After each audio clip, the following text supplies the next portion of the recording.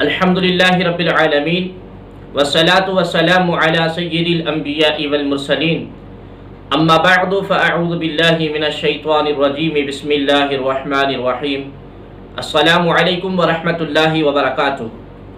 ناظرین و سامعین دی محتشم، ہم نے بحمدہ تعالی سورہ فاتحہ کا ترجمہ اور تفسیر مکمل کیا، اور کل ہم نے سورہ بقرہ کے مضامین اور سورہ بقرہ کا شان نزول، سورہ بقرہ کا مقام نزول اور اس کا تعارف ہم نے پیش کیا تھا۔ آج ہم انشاءاللہ تبارک و تعالی سورہ بقرہ کا ترجمہ اور تفسیر شروع کرنے جا رہے ہیں۔ ناظرین و سامعین دی محتشم، چلتے ہیں اپنے موضوع کی جانب۔ بسم اللہ الرحمن الرحیم، اللہ کے نام سے شروع جو نہایت مہربان رحمت والا ہے۔ الف لام میم ذالک الکتاب لا ریب فیہ ھدی للمتقین۔ الف لام میم حروف مقطعات، اللہ و رسول اعلم بمرادہ۔ الف لام میم حروف مقطعات ہیں، اس کا ترجمہ، اس کا معنی اور مطلب اللہ اور اس کا رسول بہتر جانتا ہے۔ ذالک الکتاب لا ریب فیہ، وہ بلند رتبہ کتاب جس میں کوئی شک کی گنجائش نہیں ہے۔ ھدی للمتقین، اس میں ڈرنے والوں کے لیے ہدایت ہے۔ ناظرین محترم، الف لام میم قرآن پاک کی 29 سورتوں کے شروع میں اس طرح کے حروف ہیں، انہیں حروف مقطعات کہتے ہیں۔ ان کے بارے میں سب سے قوی قول یہ ہے کہ یہ حروف اللہ تبارک و تعالی کی راز ہیں اور متشابہات میں سے ہیں۔ ان کی مراد اللہ تبارک و تعالی جانتا ہے اور ہم ان کے حق ہونے پر ایمان لاتے ہیں۔ ناظرین محترم، اب سوال یہ پیدا ہوتا ہے کہ حروف مقطعات کا علم اللہ تبارک و تعالی کے علاوہ کسی اور کو حاصل ہے یا نہیں؟ تو یہاں یہ بات یاد رہے کہ اللہ تبارک و تعالی نے اپنے حبیب صلی اللہ علیہ وآلہ وسلم کو بھی حروف مقطعات کا علم عطا فرمایا ہے، جیسے کہ سید اعلیٰ حضرت عظیم البقرۃ مجدد دین و ملت الشاہ امام احمد رضا خان فاضل بریلوی رحمۃ اللہ تعالی علیہ فرماتے ہیں کہ قاضی بیضاوی رحمۃ اللہ تعالی علیہ انوار التنزیل میں سورتوں کی ابتدائیہ یعنی حروف مقطعات کے بارے میں فرماتے ہیں کہ ایک قول یہ ہے کہ یہ راز ہے جسے اللہ تبارک و تعالی نے اپنے علم کے ساتھ مخصوص فرمایا۔ تقریباً ایسی ہی روایت خلفائے اربعہ اور دیگر صحابہ کرام رضوان اللہ تعالی علیہم اجمعین سے بھی منقول ہیں، اور ممکن ہے کہ صحابہ کرام رضوان اللہ علیہم اجمعین نے یہ مراد لیا ہو کہ یہ حروف اللہ تبارک و تعالی اور اس کے رسول صلی اللہ تعالی علیہ وآلہ وسلم کے درمیان راز اور نیاز ہیں، اور یہ ایسے اسرار اور رموز ہیں جنہیں دوسرے کو سمجھانا مقصود نہیں۔ اگر یہ راز حضور اقدس صلی اللہ علیہ وآلہ وسلم کو معلوم نہ ہو تو پھر غیر مفید کلام سے خطاب کرنا لازم آئے گا، اور یہ بعید ہے۔ امام خفاجی رحمۃ اللہ تعالی علیہ فرماتے ہیں کہ انوار التنزیل کے بعض نسخوں میں استأثرہ اللہ بعلمہ،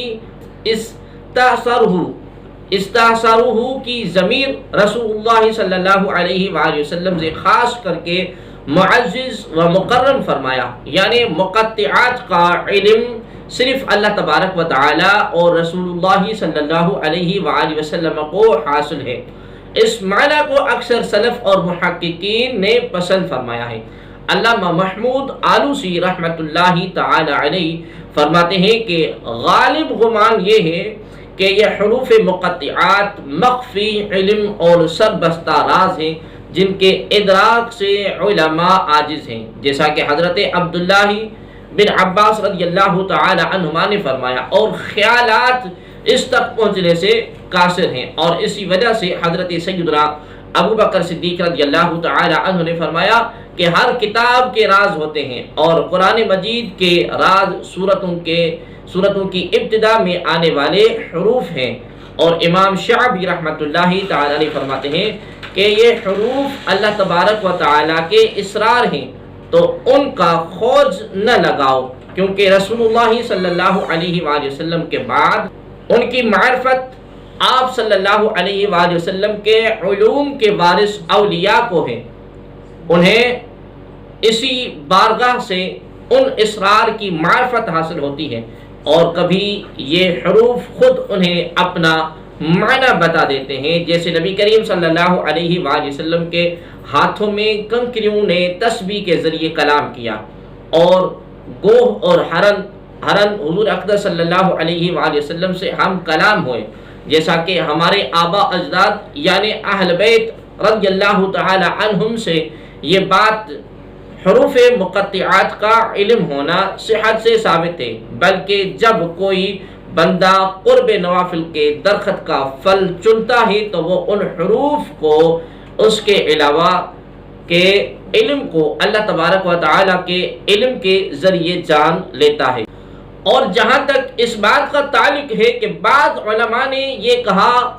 کہ اگر ان کا کوئی مفہوم نہ ہو تو ان کے ساتھ خطاب محمل خطاب کی طرح ہوگا، یہ بات ہی محمل ہے اگرچہ اسے کہنے والا کوئی بھی ہو، کیونکہ اگر تمام لوگوں کو سمجھانا مقصود ہو تو ہم یہ تسلیم نہیں کرتے، اور اگر صرف ان حروف کے مخاطب کو سمجھانا مقصود ہو اور وہ یہاں رسول اللہ صلی اللہ علیہ وآلہ وسلم ہیں تو اس میں کوئی مومن شک نہیں کر سکتا کہ سرکار دو عالم صلی اللہ علیہ وآلہ وسلم ان کا معنی جانتے ہیں، اور اگر اس سے بعض لوگوں کو سمجھانا مقصود ہے تو ارباب ذوق کو ان کی معرفت حاصل ہے، اور وہ الحمدللہ امت محمدیہ میں کثیر ہیں، اور ہم جیسوں کا ان کی مراد نہ جاننا نقصان دہ نہیں، کیونکہ ہم تو ان بہت سے افعال کی حکمت بھی نہیں جانتے جن کے ہم مکلف ہیں، جیسے جمرات کی رمی کرنا، صفا مروہ کے درمیان سعی کرنا، رمل اور اجتباع وغیرہ، اور ان جیسے احکام میں اطاعت کرنا سر تسلیم خم کرنے کی انتہا پر دلالت کرتا ہے۔ لا ریبہ، کوئی شک نہیں۔ آیت کے اس حصے میں قرآن مجید کا ایک وصف بیان کیا گیا کہ یہ ایسی بلند شان اور عظمت اور شرف والی کتاب ہے جس میں کسی طرح کے شک اور شبہ کی کوئی گنجائش نہیں، کیونکہ شک اس چیز میں ہوتا ہے جس کی حقانیت پر کوئی دلیل نہ ہو، جبکہ قرآن پاک اپنی حقانیت کی ایسی واضح اور مضبوط دلیلیں رکھتا ہے جو ہر صاحب انصاف اور عقل مند انسان کو اس بات کا یقین کرنے پر مجبور کر دیتی ہے کہ یہ کتاب حق ہے اور اللہ تبارک و تعالی کی طرف سے نازل ہوئی ہے۔ تو جیسے کسی اندھے کے انکار سے سورج کا وجود مشکوک نہیں ہوتا، ایسے ہی کسی بے عقل مخالف کے شک اور انکار کرنے سے یہ کتاب مشکوک نہیں ہو سکتی۔ ھدی للمتقین، ڈرنے والوں کے لیے ہدایت ہے۔ آیت کے اس حصے میں قرآن مجید کا ایک اور وصف بیان کیا گیا کہ یہ کتاب ان تمام لوگوں کو حق کی طرف ہدایت دیتی ہے جو اللہ تبارک و تعالی سے ڈرتے ہیں، اور جو لوگ نہیں ڈرتے انہیں قرآن پاک سے ہدایت حاصل نہیں ہوتی۔ یاد رہے کہ قرآن پاک کی ہدایت اور رہنمائی اگرچہ مومن اور کافر ہر شخص کے لیے عام ہے، جیسا کہ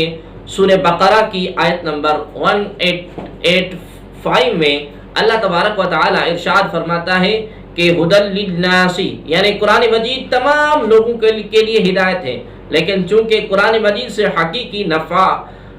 صرف متقی لوگ حاصل کرتے ہیں، اس لیے یہاں ھدی للمتقین یعنی متقین کے لیے ہدایت فرمایا گیا۔ تقوی کا معنی ہے نفس کو خوف کی چیز سے بچانا، اور شریعت کی اصطلاح میں تقوی کا معنی یہ ہے کہ نفس کو ہر اس کام سے بچانا جسے کرنے یا نہ کرنے سے کوئی شخص عذاب کا مستحق ہو، جیسے کفر اور شرک، کبیرہ گناہوں، بے حیائی کے کاموں سے اپنے آپ کو بچانا، حرام چیزوں کو چھوڑ دینا اور فرائض کو ادا کرنا وغیرہ۔ اور بزرگان دین نے یوں بھی فرمایا کہ تقوی یہ ہے کہ تیرا خدا تجھے وہاں نہ پائے جہاں اس نے منع فرمایا۔ تقوی کے فضائل قرآن مجید اور احادیث میں تقوی حاصل کرنے اور متقی بننے کی ترغیب اور فضائل بکثرت بیان کیے گئے ہیں۔ چنانچہ اللہ تبارک و تعالی ارشاد فرماتا ہے یا ایھا الذین آمنوا اتقوا اللہ حق تقاتہ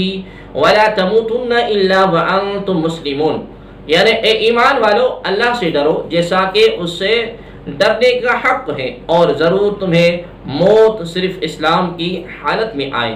اور ایک اور جگہ پر اللہ تبارک و تعالی نے ارشاد فرمایا یا ایھا الذین آمنوا اتقوا اللہ وقولوا قولا سدیدا یصلح لکم اعمالکم ویغفر لکم ذنوبکم ومن یطع اللہ ورسولہ فقد فاز فوزا عظیما، یعنی اے ایمان والو اللہ سے ڈرو اور سیدھی بات کہا کرو، اللہ تمہارے اعمال تمہارے لیے سنوار دے گا اور تمہارے گناہ بخش دے گا، اور جو اللہ اور اس کے رسول کی فرما برداری کرے اس نے بڑی کامیابی پائی۔ ناظرین محترم، حضرت عطیہ سعدی رضی اللہ تعالی عنہ سے روایت ہے کہ رسول اللہ صلی اللہ علیہ وآلہ وسلم نے ارشاد فرمایا کوئی بندہ اس وقت تک متقین میں شمار نہیں ہوگا جب تک وہ نقصان نہ دینے والی چیز کو کسی دوسرے نقصان والی چیز کے ڈر سے نہ چھوڑے، یعنی کسی جائز چیز کے ارتکاب سے ممنوع چیز تک نہ پہنچ جائے۔ حضرت سیدنا ابو سعید خدری رضی اللہ تعالی عنہ سے روایت ہے کہ تاجدار انبیاء سرور عالم صلی اللہ علیہ وآلہ وسلم نے ارشاد فرمایا تمہارا رب عز و جل ایک ہے، تمہارا باپ ایک ہے، اور کسی